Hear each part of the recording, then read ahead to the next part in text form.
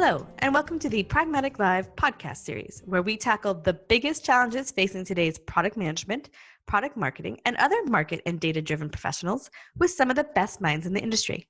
I'm Rebecca Kalogeris, Vice President of Marketing at Pragmatic Institute, and your host for this episode. I originally took the Pragmatic training back in 2005, way before I worked here. I loved the training. I brought the entire team with me that I was building up a product management team. And I remember the moment we got back into the office thinking, this is great. I'm so inspired. How am I going to implement this, right? We have a small team. How do I get everyone on board? How do I start to do this and bring it to life? And, you know, as I've now been here at Pragmatic for almost 8 years, it's a common question, right? It's one of the main things that we hear from our audience in regards to the challenges they have. They're super excited. The team's pumped. How do I start implementing this? How do I put into practice what I learned? How do I start making it just a part of my organizational DNA? And to that end, we're very excited to have on today's podcast Stacey Weber and Charles Topping of Market Driven Business. And what they have worked with us to develop is a series of labs designed exactly to do this. These are one-day, super hands-on labs. After you take a training course, if you want to learn about positioning or roadmaps, or maybe it's a prioritization questions or even roles and responsibilities, this is us coming to you guys, facilitating the discussions, facilitating the learning in your own environment, with your own data, with your own market information, right? So that at the end of the training or at the end of the lab, not only do you have put practice, right? So you've built up a muscle that lets you repeat this over and over. You can do multiple positioning months, but you also have a business outcome. You have a completed positioning document. You have a roadmap and a promise that you guys are going to work on. So you get a real business outcome and deliverable, and you get to really start to build the muscle and build the practice. So these labs that Stacey and Charles have built for us and with us are one of the most exciting new things we've done here at Pragmatic, and I'm extraordinarily excited to dig in deeper. So welcome, Stacey, and welcome, Charles. Well, thank you. Hello, Rebecca. Hello. All right, Stacey, now you were an instructor at Pragmatic for a long time, and I know prior to being an instructor, you too took the training. So talk a little bit about your sort of history with Pragmatic and implementing it within your organization. Yeah, sure. Just hearing you tell your story, Rebecca, is very familiar to me. I was a product manager at a private software company. In my first role as a product manager, when I first found the Pragmatic training, which is about 20 years ago now, and had my first experience, went back to the office and did a successful implementation. Really, it changed the way we thought about things. It changed the way we approached our market. And, jump forward 10 years, I went to work for Pragmatic saying, this approach is what makes a difference for organizations. And I wanted to be able to spread that message and be able to work with a larger audience. Through my 10 years of being an instructor with Pragmatic, however, I discovered that I was actually really lucky when I did my initial implementation. I mean, there were so many cultural factors that were in place that made our implementation successful and fast, and we really used the Pragmatic Framework to drive us to our goals.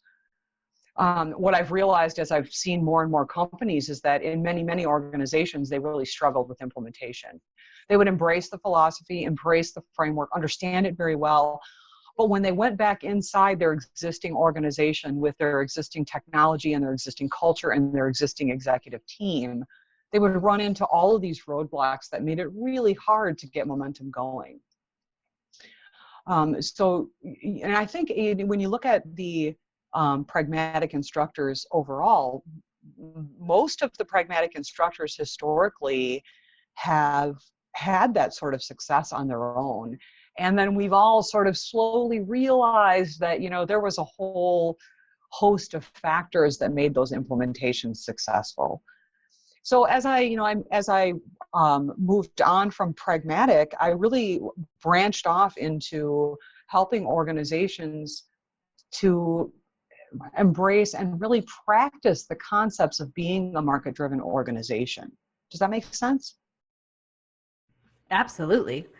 Well, yes, no, and I think you're right. I think all of our instructors realize there may be more of the exception than the rule, and it's not even that, right? That there are different factors. But talk to me sort of then, and Charles, you can jump in here too, about what you've seen as you worked with other clients and implementations, and some of those factors that you can kind of either know need to be there or can help facilitate creating.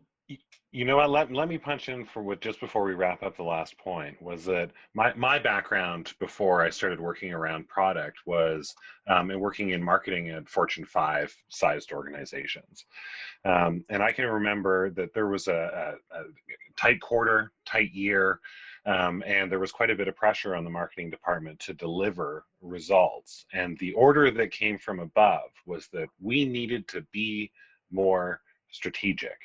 And we needed to be more strategic about why we were doing things. And then you'd go around and ask everybody, okay, well, what is it that they mean by being more strategic? And the truth is that nobody really had a good answer or a good system for how this team of more than 50 people was going to, quote unquote, become more strategic. And so after I left that world and finally stepped into the product world, the first thing I did was I went to take foundations. And indeed, it was one of those weeks where there's 4 offerings in the same week, and I just dove right in. I took all 4 of them in the same week. And when I walked out of that week, I thought, man, I wish that this sized organization that I used to be with had this as an understanding for what it meant to be strategic. And then that they had a way of actually getting it built for themselves, to be able to practice it, to do it. Because, you think, well, I'm working in this size organization, they're going to have a pretty good understanding. But in the meantime, we would walk around and say, okay, what does it mean by being more strategic? And it turns out that almost everybody has their own idea or is making it up as they go along. And there's the Pragmatic Framework. And the Pragmatic Framework is there to say, we go from the top left, we go to the bottom right, and this is the all of the different things that we need to do that. And man, I wish that had been there back in the day. So anyways. And I actually say, Charles, you brought up an interesting word there. You brought up the word practice. Yeah. And I think that's such a key part of the implementation and of from an individual project piece to the whole thing. Is you just have to put it into practice, and practice means it's automatically not perfect, right? But you just have to start doing it. You do it yourself, you do it in your group, you start to go through. And I think that is a big part of what you guys, of your approach to helping companies with implementation is practice. Yeah, right. And Yes. our workshops all end with an action plan. And number 1 in that action plan is get up and do this again tomorrow. Do this again next week, because it's in the doing that we learn. And once we've gone through the process of doing it through one of our workshops, then the next step is for them to do it again themselves, because that's why we've learned the process, right? So let's step back a little bit and talk about these workshops, these labs in general. They're sort of their construct. We've talked a little bit about why you developed them, Stacey and Charles, because of your experience. But what is that construct you've put in place, and what kind of results have you seen at the companies you've worked with? All right, so I can start out with that. There are a couple of fundamental philosophies that are entwined in all of our workshops or labs, in that these aren't a place where people come to sit and absorb information. It's a place where people are asked to participate. So these are highly interactive. These aren't sessions where we're sitting around. They're sessions where we're walking through a piece of work together as a group. Secondly, we're driving towards some specific outcome depending on that situation. Maybe you're doing some product prioritization and planning, and we're working through all the steps of a roadmap, for instance. So we're action-based, we're outcome-oriented. And then, in doing that, you get people to really be interacting with the templates. Maybe you learned about something in class, but sitting down and actually applying it to your own projects can be quite a different thing. So we're working through that. And then I think the other thing that we've found that we're now working through all of the labs as well is that in many cases, companies don't have the time to sort of grab that current market information in a way that helps them drive those early actions. So we've actually integrated a whole research offering into the labs so that you can, start the day off with an actual real idea of what's going on in the market. And Charles, I'll let you expound on that a bit if you'd like.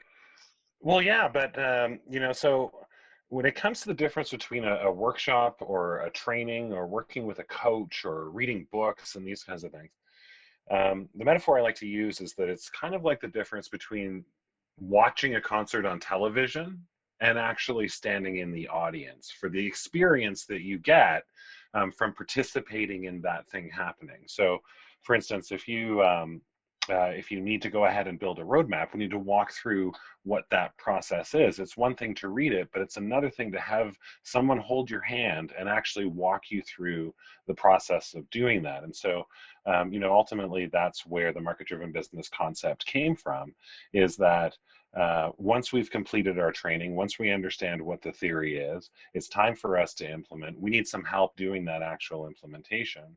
And having somebody there who really understands the process, that can walk us through what it is that we need, that's where market-driven business delivers our value. We're not experts in your individual stack. We're not necessarily experts in your industry, but we are experts in the process that you need to do in order to obtain the outcome that you want.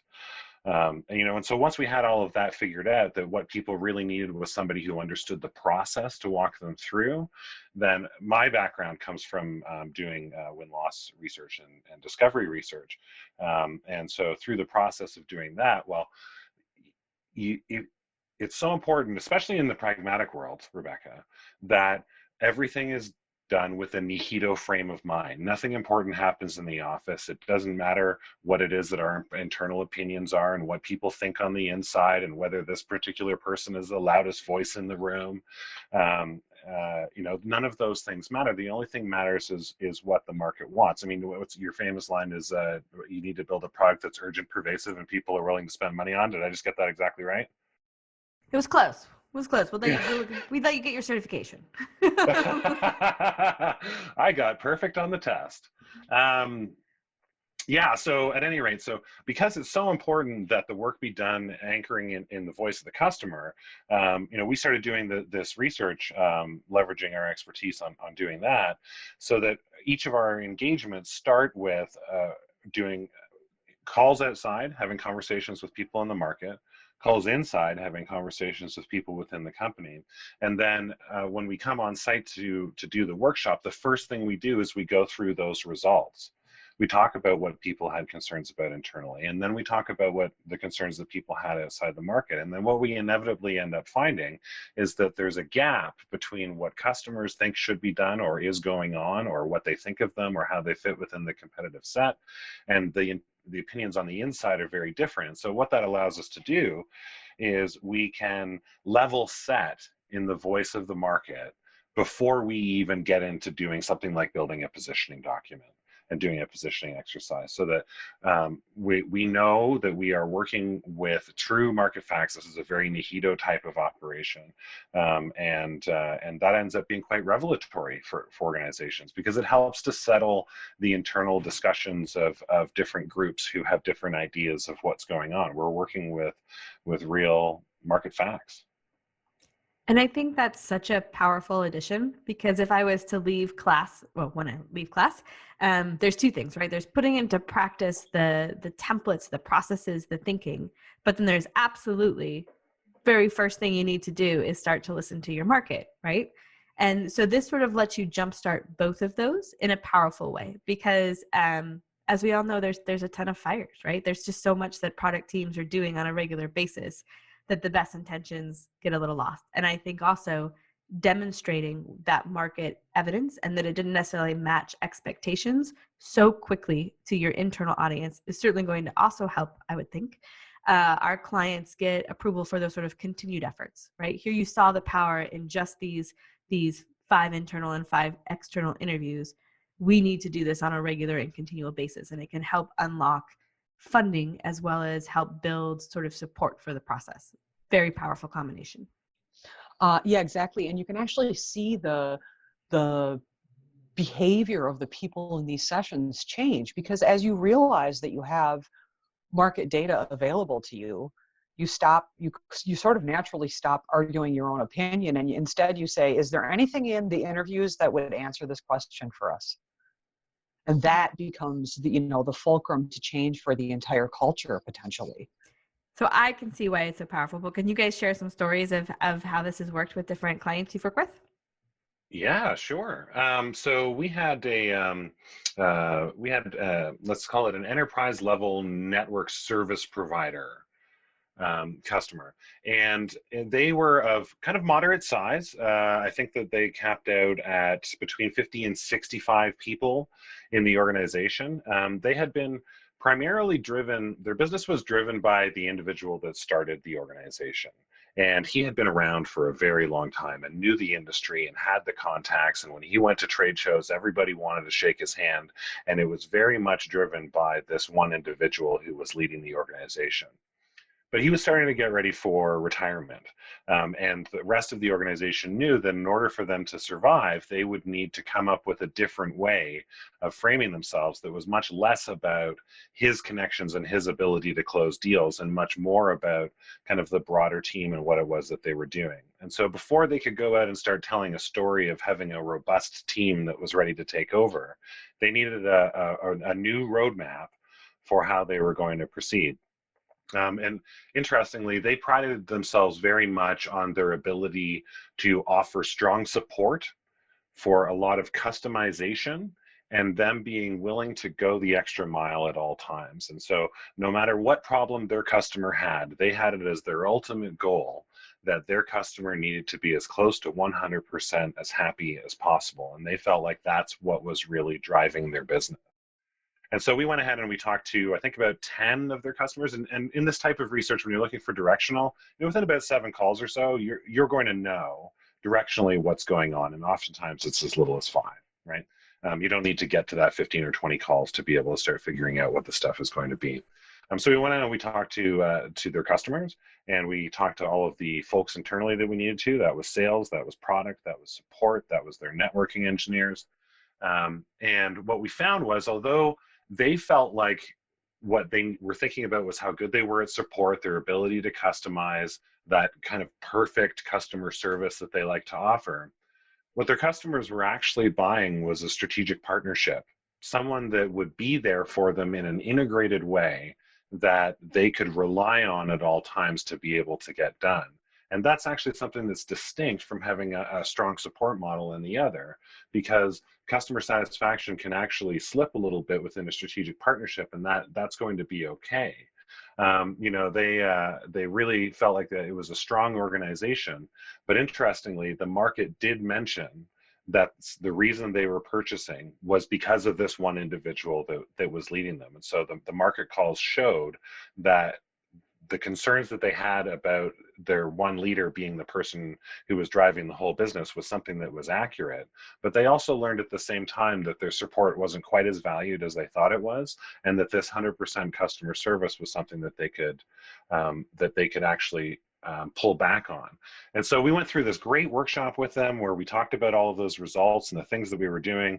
And then we went ahead and talked about we had a project and opportunity analysis to look at all of the things that they had on the go and see whether or not that was going to be that was tying with their strategic goals, with what it is that they needed to do down the future, and a way of just kind of laying out everything that we would do with them. And then we went through a process of narrowing that down. Right. And then we worked through where they sat within the competitive landscape, so they would have a strong understanding of where they sat within all of their entire competitive set. Worked on a positioning exercise, and then we moved into what we call the organizational capabilities gap analysis, which is, okay, so we've now decided that these are the things that are important to the organization. How good are we at that today?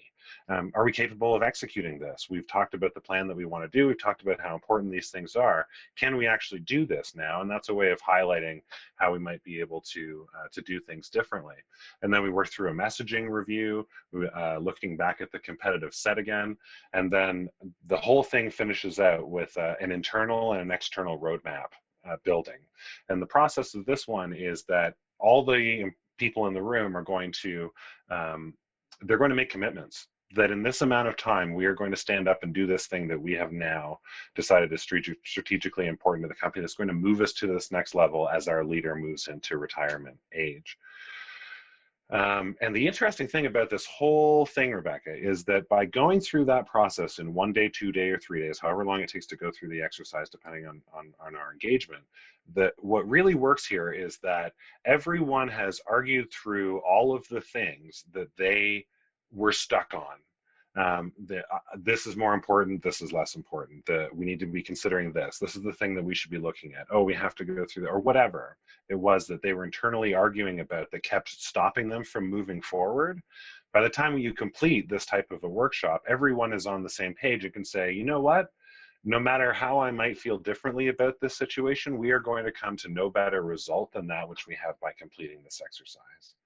And so then the company can go ahead and move forward. And I'm proud to say that 3.5 years later now, the leader of that organization has now gone into retirement, and they have successfully transitioned to a model where they now have 6 functional leaders in their own departments who each lead their own section, and that they've not only maintained their customer base, but have now additionally grown their business by another 40%.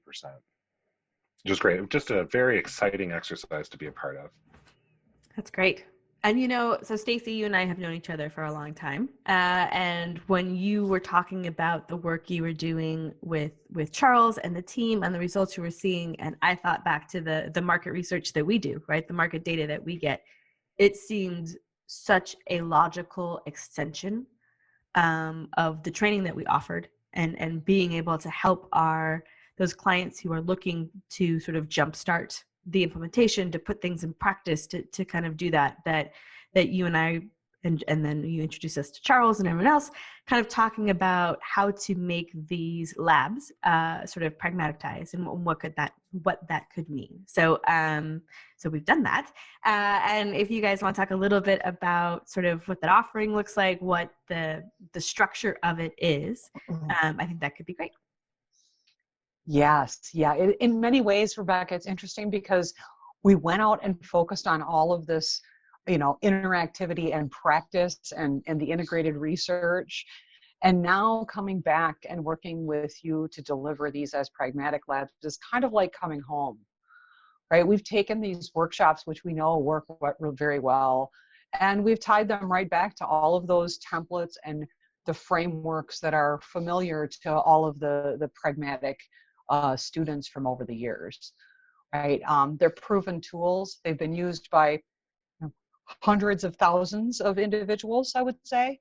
And it's just really exciting to be able to offer these in this new interactive format. Yeah. So wait, I'll follow up with how exciting it is to take the concepts that we proved at Market Driven Business and to help work with Pragmatic to bring them to life in the Pragmatic family. I think that it's just so exciting for me to be able to do this with Pragmatic Institute, because ultimately I got my start in the product space because of Pragmatic Institute. So this is kind of a full circle story for me. To be able to, after years of doing market research and now doing the workshops that we've been doing for it, to come back as part of the Pragmatic family is a very exciting opportunity, and I can't wait for us to be able to bring these to market. And I love the fact that we take the training that we've all known and loved, and then what we deliver, what you guys deliver with us is a single day, really focused, hands-on, everybody participates in really putting into practice something we learned in one of the courses, right? So whether it's positioning or road mapping, prioritization of market projects, right? All of that stuff, they put into practice what they learned. They get to kind of build up that muscle. They get the sort of additional people in the organization to see how this would work. They leave with an outcome, right? Like there's a business outcome, a completed template or project or some prioritization effort that was done. So it's not, it's very tangible, the efforts, right? They get something delivered then, and then they've got the know-how to deliver it on an ongoing basis, or to perform it on an ongoing basis. And then we also have the option with you guys to have the market data research piece added on. So we can do this if you've got market data already and use that for these tools and templates, or you can get some additional market research, some fresh data in to do that. And it's just such an exciting combination. I don't have Yes. anything to add to that, because the only word that keeps coming to my mind is about how excited I am for us to bring this concept to the Pragmatic family. It's such a powerful offering for companies who want help with implementation, and that you get the outcome that you need. You have that new positioning document or whatever it is through the particular lab. You get that, but the team now knows the process by which they should go through the next time they need to do that. And for a lot of this stuff, it works kind of at the higher scale and at the lower scale. And so there could be an instance where you're repeating this process every couple of weeks, or you're repeating this process every couple of months, or you're repeating this process once a year. But once the process is ingrained with people by doing, then it's so much easier for everybody to get on the same page and say, yeah, well, this is the process, and now we can go forward and we can go ahead and do this over again. We work in such a lean-in way, Rebecca, that nobody escapes. Nobody gets to get out of the room without having gotten their hands dirty of really getting in there and getting the job done when it comes to the lab. So I can't come up with a better word than just excited for this to come to market through the Pragmatic family. Yeah, it occurs to me, and dare I say, this is a very pragmatic way to go from learning about some concepts to actually getting them up and running inside your organization so that you can drive toward those results you were after to begin with. And Stacey, you've taught hundreds of companies, thousands of individuals. Is there a particular profile you have in mind when you think about the labs and where it's a really good fit? Well, I think that the best environment is to have a small group of people who are focused on something that they actually have control over, right? So that if you're doing a product planning and prioritization lab, you actually have cross-functional representatives in the room who are the decision makers for that product or product line or portfolio, whatever you're focused on, that you have the people in the room who really can get the work done. The hardest thing in the world to do is to just say, well, we're just going to assume that this person will agree. But beyond that, this could be any team. Actually, all of the labs can be offered at really any level in the organization. So if you're in a smaller company, like if you're in a smaller organization with a more limited product set, then you might actually be doing this with a cross-functional set of like executives and maybe some product management and product marketing people. If you're in a larger organization, maybe you're doing it at the portfolio or the business unit level, and you have leadership from that function. If you're in a really large organization, you might be doing this just for your individual product. And they're all built so that you can really work at any of those levels as long as you have the right people in the room, right? The people who can actually drive decisions for that particular subject area. Great. All right. What else should people know about our labs? Come ready to work and to really think about applying those good pragmatic concepts into your own organization and how we're going to bring them to life to drive towards success. Perfect. Charles? You know what? So for me, I want people to come in honest, right? Because this works best when we're being real. Our feet are on the ground. We know exactly what the condition is. We're being honest about where we are. We're being honest about where we want to go. And there's a number of modules built into the Pragmatic Labs that require total and complete honesty on the part of the participants. So this is not the time to be fantasizing about what our next quarter's numbers are going to be or about where we stand in relation to the competition. We need to be very straight up and honest about what's going on, and that's where the value is going to be derived. When everybody in the room is ready to be real, that's when we're going to get the most value of it. So of anything to add, I'll add that. Awesome.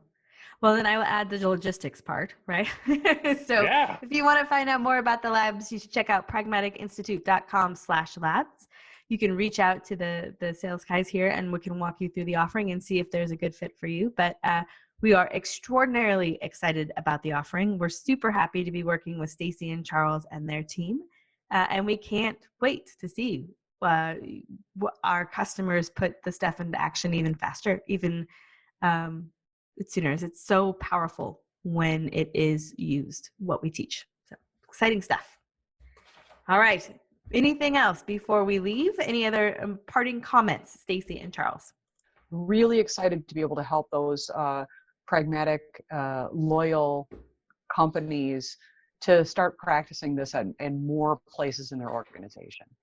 That does it for today's episode. Thanks everyone for listening. And don't forget to join us next week when we tackle another great topic designed to help you elevate your product, your company, and your career.